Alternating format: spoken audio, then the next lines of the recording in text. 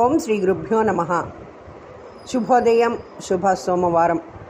ఆ పరమేశ్వరుడి కృపాకటాక్షాలందరికీ నిండుగా దండిగా ఉండాలని కోరుకుంటూ రోజులాగానే ఓ చక్కటి విషయం చెప్పుకుందాం. వృద్ధాప్యంలో పిల్లలతో కలిసి ఉండాలా వద్దా అనే దాని గురించి ఓ చక్కటి కథ ఇవాళ మనం చెప్పుకుందాం. మిత్రులందరికీ శుభోదయం.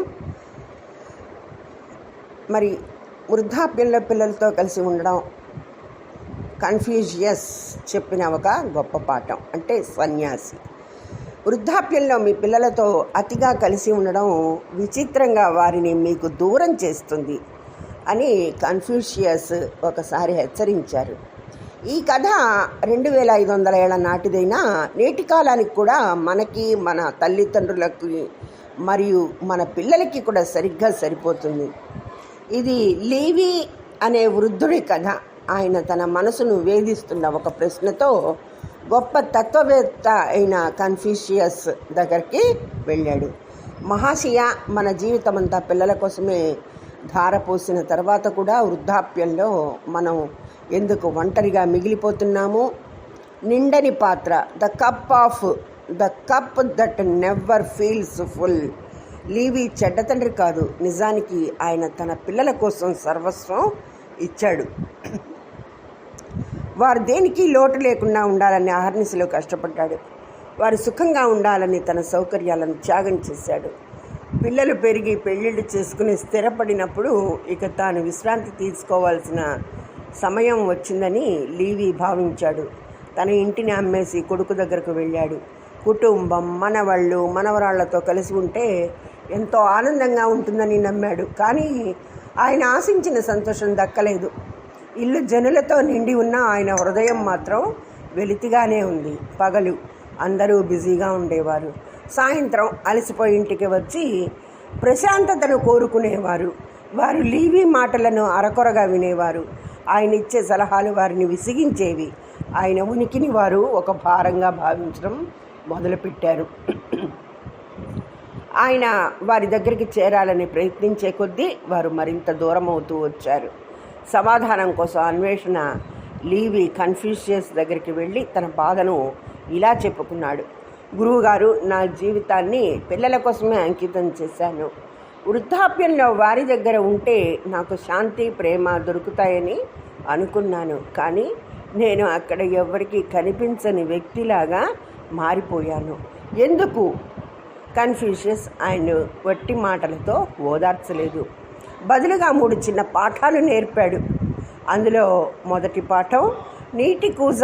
సన్యాసి ఒక కూజాను అంచు వరకు నీటితో నింపాడు. ఇందులో ఇంకా నీళ్లు పోస్తే ఏమవుతుంది అని అడిగారు. అవి పొంగి పొర్లుతాయి అని లీవీ జవాబిచ్చాడు. సరిగ్గా అంతే అన్నారు కన్ఫ్యూషియస్.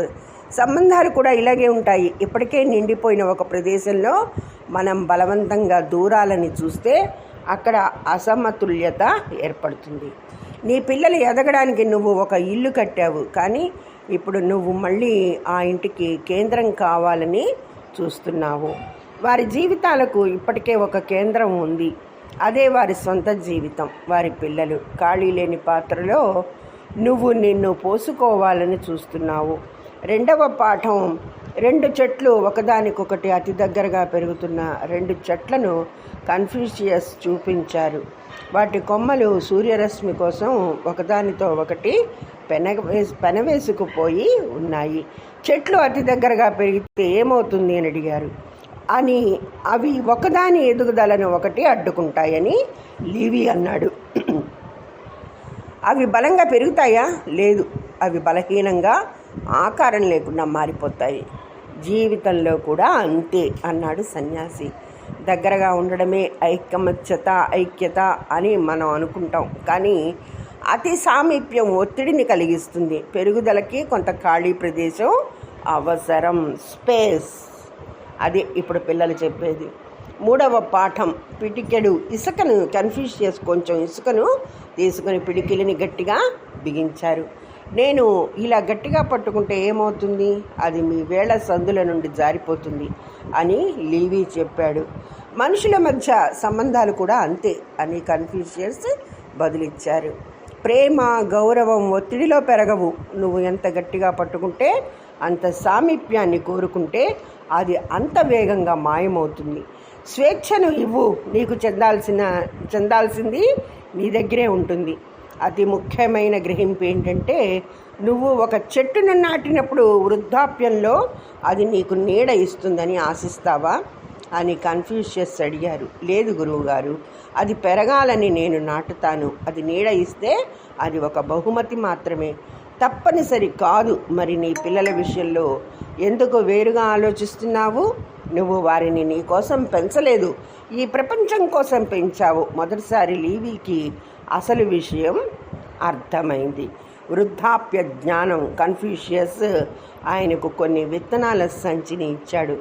నువ్వు ఇంకా మొక్కలు నాటవచ్చు, ఇంకా నేర్పించవచ్చు, ఇంకా నేర్చుకోవచ్చు. వృద్ధాప్యం అంటే వేచి ఉండడం కాదు, అది కొత్త ఆరంభాల సమయం. పిల్లల నుండి ప్రేమ కోసం ఎదురు చూడకు, నీకు నచ్చిన పనిని మొదలుపెట్టు. లీవీ తిరిగి తన గ్రామానికి వెళ్ళాడు. కానీ కొడుకు ఇంటికి కాదు, ఒక పాఠశాల దగ్గర చిన్న ఇల్లు అద్దెకు తీసుకుని పిల్లలకు సహాయం చేయడం మొదలుపెట్టాడు. తనకు తెలిసిన విద్యను, కథలను పంచుకున్నాడు. వారితో కలిసి చెట్లను నాటాడు. త్వరలోనే అందరూ ఆయనను మాస్టర్ లీ అని పిలవడం మొదలుపెట్టారు. ఆయన తన ఉనికిని ఇతరులపై రుద్దడం మానేసే కొద్దీ ఆయనపై గౌరవం పెరిగింది.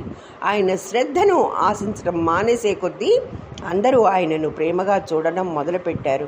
ప్రేమ తిరిగి వచ్చిన వేళ ఒకరోజు కొడుకు నుండి ఉత్తరం వచ్చింది. నాన్న, నువ్వు వెళ్ళి చాలా కాలమైంది, మేమంతా నిన్ను మిస్ అవుతున్నాము. పిల్లలు నీ గురించి అడుగుతూనే ఉన్నారు. మమ్మల్ని చూడడానికి రా, మాతో ఉండడానికి కాదు, మాతో గడపడానికి రా. లీవీ వెళ్ళినప్పుడు ఆయనకు సాదర స్వాగతం లభించింది. ఏళ్ల తర్వాత మొదటిసారి ఆయన తనను తాను ఒక భారంగా కాకుండా ఒక ఆత్మీయ అతిథిగా భావించాడు. అప్పుడే ఆయనకు అర్థమైంది, ఎప్పుడైతే ఆయన ప్రేమను ఆశించడం మానేశాడో అప్పుడే అది వెతుక్కుంటూ ఆయన దగ్గరకు వచ్చింది. ఈ కథ ఇచ్చే సందేశం వృద్ధాప్యంలో పిల్లలతో కలిసి ఉండడం తప్పు అని కాదు.